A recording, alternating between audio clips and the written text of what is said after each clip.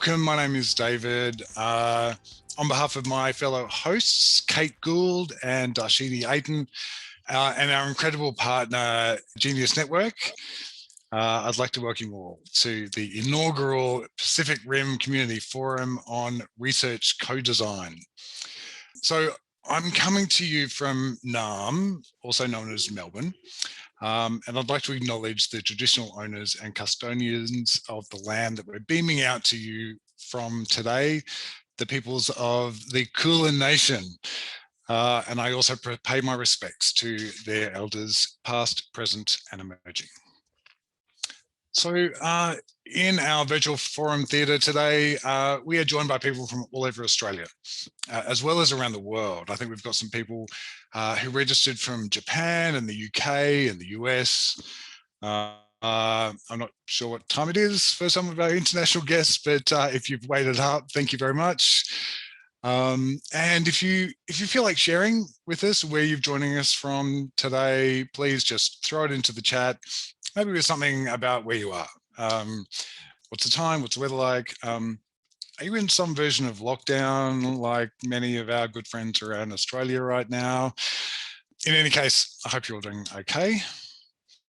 As well as this being a truly international event, we also have in this room right now a remarkable gathering of experience.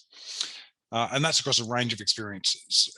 Experience related to some sort of neurological condition, either firsthand or from sharing in that experience with someone as a carer or a loved one, or experience from conducting research or studying for decades and reading everything that's ever been written about it, or experience built up over years of clinical work. All of those versions of experience are valuable and needed. And right now we have this collective of all those kinds of experiences and perspectives. And I think that's going to be really powerful for our discussion today. But first, a little about me. A lot of you would have seen on invitation videos, or if you know me, that I'm someone lived with living experience, as well as a neuropsych clinician, and I've been involved in over a few years in ABI research, that's acquired brain injury research, and most of my research work has been in stroke and traumatic brain injury. And you might have just noticed that I used the phrase living experience. That's a new tweak for me, at least, on the usual lived experience, personal lived experience, that phrase. And I heard living experience for the first time only a couple of weeks ago, actually from a couple of presenters that you're about to meet. And it resonated with me. It makes sense. I don't feel like my experience of stroke is in the past. It never ended. It changed over time and it keeps changing, but it never ended and it never will, and it's always present. So I think that's an idea that's worth reflecting in the language that we use. So just personally, I'm adopting living experience as much as I can. It's taking an effort to actually switch over, and I'll probably mess it up a couple of times today. So that's just me. So I'm just going to leave that with you to think about, talk about it. Maybe you're using the phrase already. But why are we here today? So this forum was conceived as part of the 6th Pacific Rim Conference, which is this amalgamation of 3 neuropsych conferences. And it's technically being hosted in Melbourne this year, even though it's virtual or it's all online.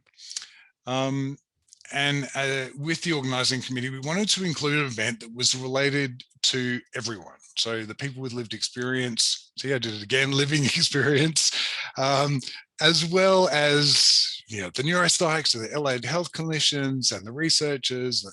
And we wanted to make that about the focal point of all of that combined experience, the collective knowledge, which is all research is.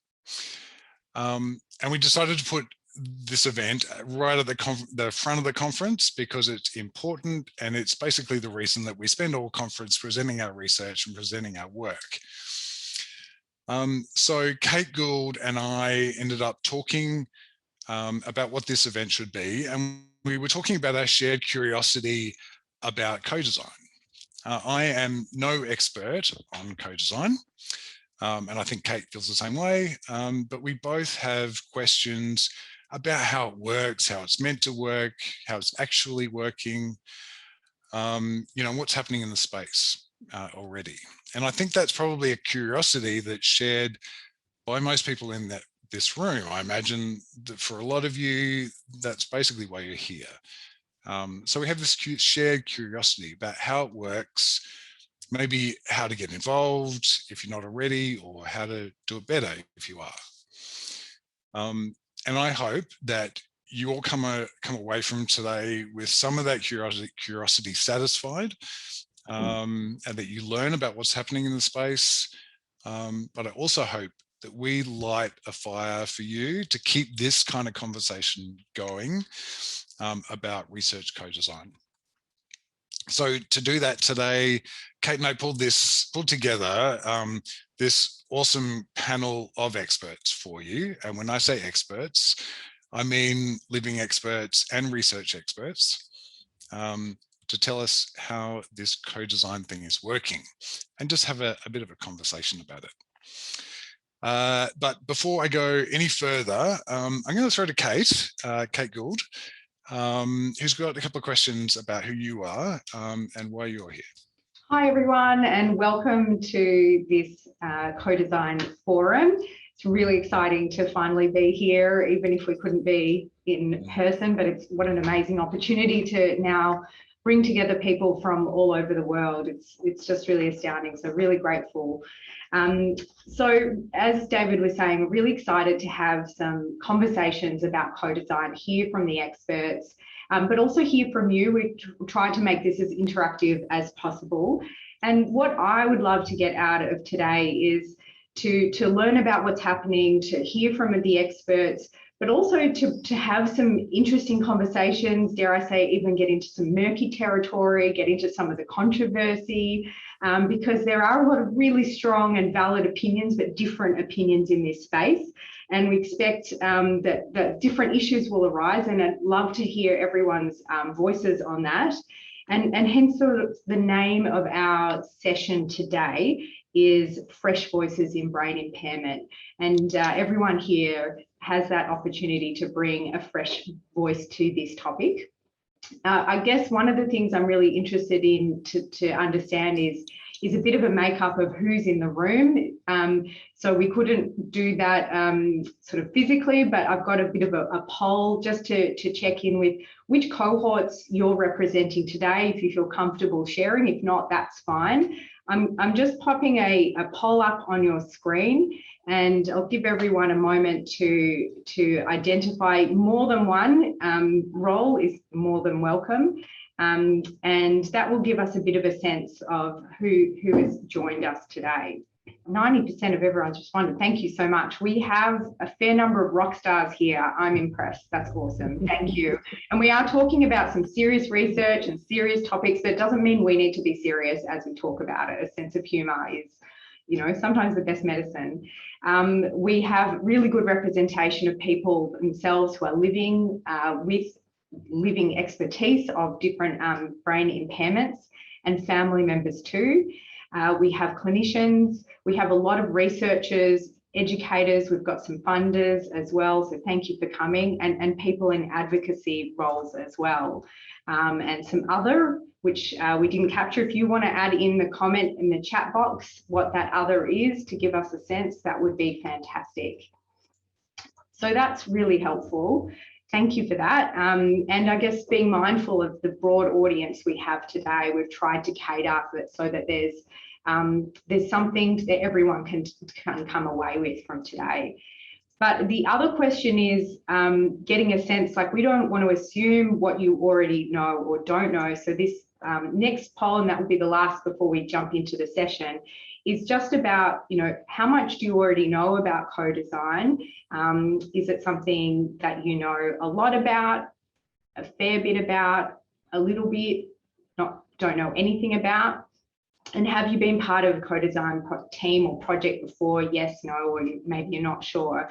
And ideally, what would be amazing to see, we'll come back to just these quick questions at the end, would be if you can move up from your knowledge from you don't know to a little bit, or a little bit to a fair bit. And I will give everyone just another moment to finish that.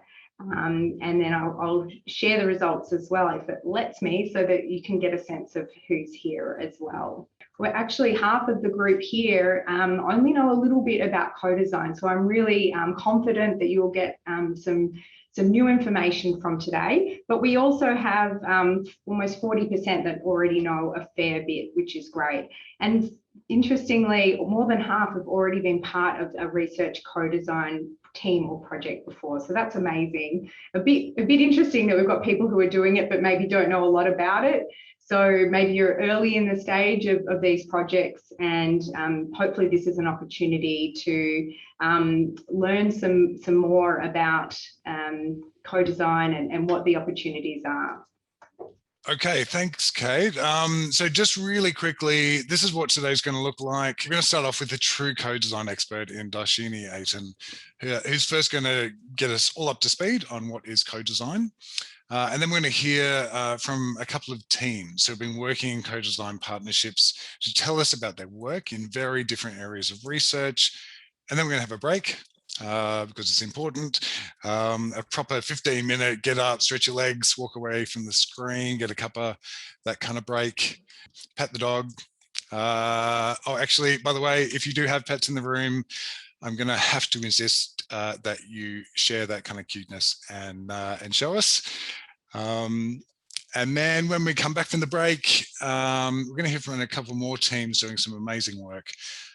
Before we spend the last 30 minutes or so in an all-in panel discussion. A bit of a Q&A where we're going to kick things off and ask each other some questions. You'll also have an opportunity to put some questions to our panel.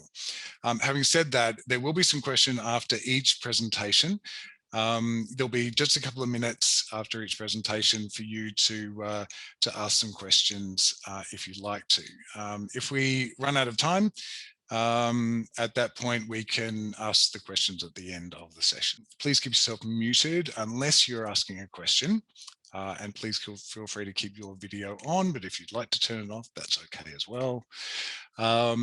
If you have a question, you've got some options. You can ask by raising your hand by clicking on the reactions and then raising your hand, and Emily will ask you to unmute, and I'll ask you to deliver your question, or you can throw your question into the chat, and that'll be read out by either one of our hosts or our volunteer, Amelia. But if you'd like to have your question read out anonymously, that's okay as well. If you send your question via a private chat to Amelia Hicks, she will pass it on to our host to read anonymously. And I think Emily might be posting a link in the chat as well to help you with some tips about how to do all those things if you need a bit of a refresh. And finally, just to remember, please, that this is a safe and inclusive forum. We've got a lot of different kinds of abilities in this room, so please respect each other.